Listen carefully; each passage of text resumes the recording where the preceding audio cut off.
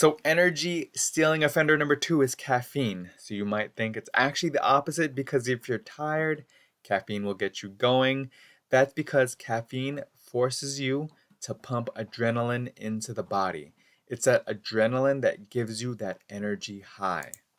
So, unfortunately, you pay for that energy later. It's like being broke and getting a cash advance. It's a temporary fix only. We don't work on making temporary fixes. We actually work on creating permanent changes for clients and educating them so that they know what to do moving forward. I want them to be independent, just like little kids leaving the nest. They're able to fend for themselves and thrive long term in their health. So, caffeine actually causes increased fatigue. So, here's why. When you consume caffeine, whether that's in coffee, soda, or energy drinks, the caffeine blocks the neurotransmitter that causes fatigue. And that neurotransmitter is called adenosine. So, the whole time adenosine is being blocked, it's still being produced by your body.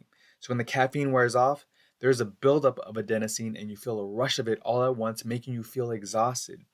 And if you like to add sugar to your coffee, you'll have regular sugar crashes after drinking it. If you have a question about healthy coffee alternatives, don't hesitate to email me and ask me.